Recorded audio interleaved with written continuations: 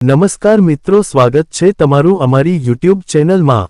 મિત્રો, હું મારી જિંદગીમાં ક્યારેય તે રાત નહીં ભૂલી શકું। તે રાત્રે ખૂબ જ વરસાદ થઈ રહ્યો હતો અને ઘરેથી બધા લોકો લગ્નમાં ગયા હતા।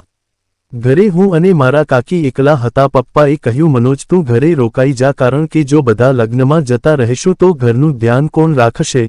મેં કહ્યું, ઠીક છે પપ્પા। મને ઘરે રોકાયેલો જોઈને મારા કાકી બોલ્યા, મનોજની સાથે હું પણ ઘરે રોકાઈ જાઉં છું। મનોજ એકલો ઘરનું ધ્યાન નહીં રાખી શકે, તમે બધા લગ્નમાં જાઓ અને 2-3 દિવસ પછી આરામથી આવી જજો। મેં કહ્યું, ના કાકી, હું એકલો ઘરની સંભાળી લઈશ। મારા પપ્પા બોલ્યા, મનીષા સાચું કહી રહી છે, તેને મનોજની સાથે રહેવા દયો। બધા લગ્નમાં જતા રહ્યા તો મેં કાકીને કહ્યું, કાકી તમે શા માટે ના ગયા? ઘરનું ધ્યાન હું એકલો પણ રાખી શકતો હતો।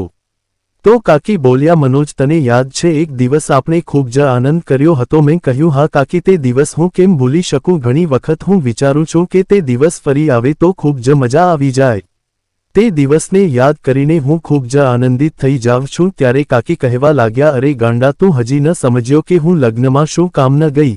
મેં વિચાર્યું કે ઘરના બધા લોકો લગ્નમાં જાય છે તો ફરી એકવાર તે દિવસે મોજ કરી હતી તેવી મોજ પાછી કરીએ। મેં કહ્યું, અરે વાહ કાકી, તમે ખૂબ જ સારું કામ કર્યું। મેં તો એની વિશે ક્યારેય વિચાર્યું પણ નહોતું। કાકીએ કહ્યું, પહેલા તું માર્કેટમાં જા અને 2 ઠંડી સોડા લઈને આવ।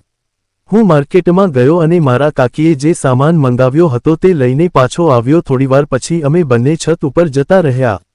કાકી મારી બાજુમાં બેઠા હતા। તેણે કહ્યું, મનોજ એક વાત જણાવો? મેં કહ્યું, બોલો શું? તેણે કહ્યું, તારે કોઈ ફ્રેન્ડ છે? મેં કહ્યું, તમે કેવી વાત કરો છો કાકી? હું આટલો મોટો થઈ ગયો પરંતુ કોઈ પણ છોકરી મારી દોસ્ત નથી બની।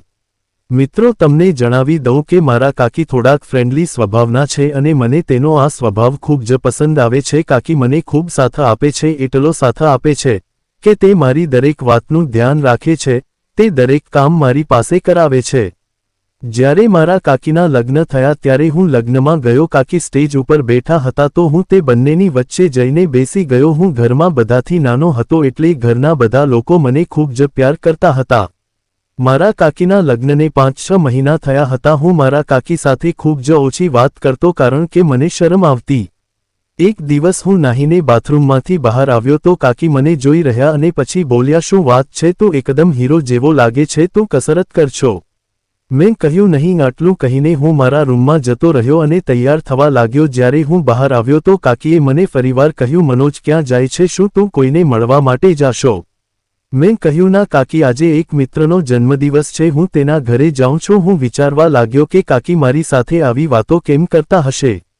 ધીમે ધીમે હું જાણી ગયો કે કાકીને મજાક કરવાની આદત છે, તે મારી સાથે હસી મજાક કરે છે। બીજે દિવસે કાકાએ મને કહ્યું, મને સ્ટેશન મૂકવા માટે આવો, હું 2-4 દિવસ માટે બહાર જાઉં છું। મેં કહ્યું, ઠીક છે કાકા। હું કાકાને સ્ટેશન ઉપર મૂકવા ગયો। મારા કાકાને બહારનો બિઝનેસ હતો, તે વધારે ઘરની બહાર જ રહેતા હતા। રાત્રે હું વોશરૂમ કરવા માટે બહાર ગયો। મેં જોયું તો કાકી પોતાના રૂમમાં જાગી રહ્યા હતા। તેનો રૂમ મારા રૂમની પાસે છે, તેના રૂમનો દરવાજો ખુલ્લો હતો। હું અંદર ગયો તો કાકી પોતાના ફોનમાં બીજી હતા। મને જોઈને તે બોલ્યા, મનોજ નીંદર નથી આવતી? મેં કહ્યું, નહીં, હું બાથરૂમ જઈ રહ્યો હતો તો મેં જોયું તમારા રૂમની લાઇટ ચાલુ છે અને દરવાજો પણ ખુલ્લો છે, એટલા માટે હું અંદર આવી ગયો। કાકીએ કહ્યું, મનોજ આજે મને પણ નીંદર નથી આવી રહી, એટલા માટે ફોન જોઉં છું। મેં કહ્યું, તમે ફોનમાં શું જોવો છો? તો કાકીએ કહ્યું, ખાસ નહીં, શોર્ટ વિડિયો જોઈ રહી હતી। હું ત્યાં બેસીને કાકી સાથે વાતો કરવા લાગ્યો। ત્યારે કાકીએ મને કહ્યું, મારે તને એક વાત પૂછવી હતી। મેં કહ્યું, પૂછો કાકી। તો કાકીએ કહ્યું કે તે ક્યારેય ખૂબ જ મજા કરી છે। મેં કહ્યું, શું વાત કરો છો? મારે કોઈ એવા મિત્ર નથી તો હું કઈ રીતે મજા કરું?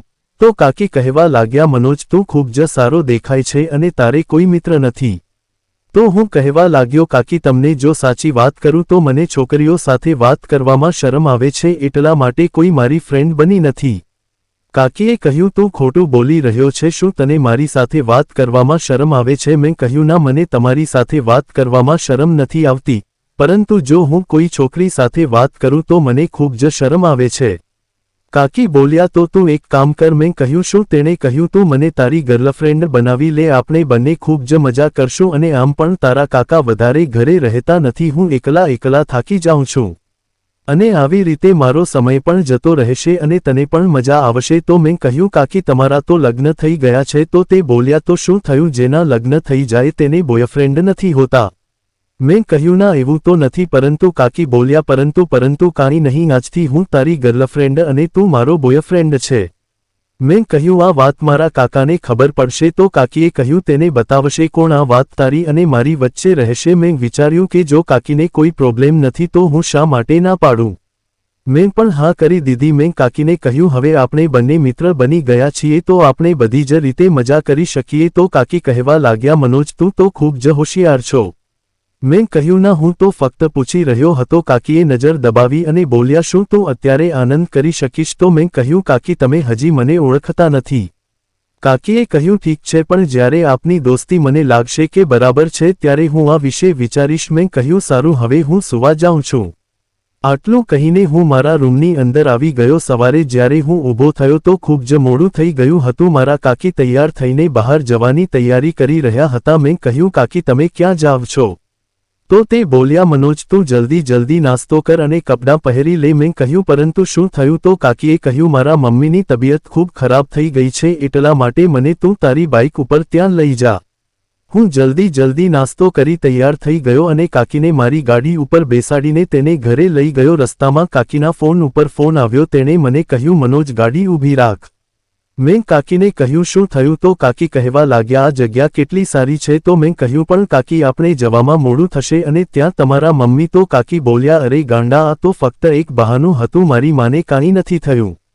મેં કહ્યું તમે પણ શું કાકી આ તે કેવી મજાક છે? કાકી બોલ્યા હું ઘણા દિવસથી બહાર ગઈ નહોતી. મેં વિચાર્યું આજે બહાર ફરવા જઈએ એટલા માટે મેં પ્લાન બનાવ્યો.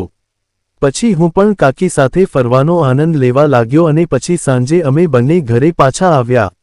મારા મમ્મી મારા કાકીને પૂછવા લાગ્યા કે શું થયું હતું? તમારા મમ્મીની તબિયત તો ઠીક છે ને? તો કાકી બોલ્યા હા તેને સારું છે. હું પણ વિચારી રહ્યો હતો કે કાકી બહાના બનાવવામાં એક્સપર્ટ છે. પછી કાકીએ મને કહ્યું મનોજ મારી સાથે રૂમમાં આવ મારે તારું કામ છે. હું મારા કાકી સાથે તેના રૂમમાં ગયો. મેં કાકીને કહ્યું તમે તો ખૂબ જ તૈયાર છો. તમે કોઈપણને ઉલ્લુ બનાવી શકો છો. તો કાકી કહેવા લાગ્યા તું ટેન્શન ના લે મારી સાથે રહીને તું પણ તેજ થઈ જઈશ. કાકી મારી સાથે બધી જ વાતો કરતાં તે મારો ખૂબ જ સાથ આપતા અને મારી સાથે મજાક પણ કરવા લાગતા. બપોરનો સમય હતો. હું બજારમાંથી સામાન લેવા માટે ગયો હતો. જ્યારે પાછો આવ્યો તો કાકીએ મને બોલાવ્યો. તે ખૂબ જ ખુશ લાગી રહ્યા હતા. મેં કહ્યું શું વાત છે કાકી આજે તમે ખૂબ જ ખુશ લાગો છો? તો કાકી બોલ્યા વાત જ એવી છે તો ખુશી તો થવાની. મેં પૂછ્યું શું વાત છે? તો તેણે કહ્યું તારા કાકાનો ફોન આવ્યો હતો. તેણે બાજુના શહેરમાં એક ફ્લેટ રાખ્યો છે અને તે મને તેની પાસે બોલાવી રહ્યા છે અને તેણે આજે સાંજની ટિકિટ પણ બુક કરાવી દીધી છે. તો તારે મને સાંજે સ્ટેશન સુધી મૂકવા આવવું પડશે. મેં કહ્યું કાકી તમે જતા રહેશો તો હું અહીંયા એકલો થઈ જઈશ. તો કાકીએ કહ્યું અરે તું ચિંતા ન કર હું ત્યાં જઈને કોઈપણ બહાનું કરીને તને ત્યાં બોલાવી લઈશ. હું સાંજે કાકીને સ્ટેશન ઉપર મૂકવા માટે ગયો. મેં કાકીને કહ્યું કાકી ફોન કરીને તમે મારી સાથે વાત કરજો. તેણે કહ્યું ઠીક છે. અને મિત્રો હું થોડા દિવસ મારા કાકીના ફોનની રાહ જોઈ રહ્યો અને એક દિવસ અચાનક બપોરે મારા કાકીનો ફોન આવ્યો. સામેથી મારા કાકીનો મધુર અવાજ હતો અને તેણે મને ત્યાં આવવા માટે આમંત્રણ આપ્યું. અને પછી હું મારા કાકીના ઘરે રહેવા માટે ગયો અને પછી અમે દરરોજ આનંદ કરતા. તો આવજો મિત્રો એક નવા વિડીયોમાં. ત્યાં સુધી આવજો. વિડીયો પૂરેપૂરો જોવા બદલ તમારા સૌનો ખૂબ ખૂબ આભાર.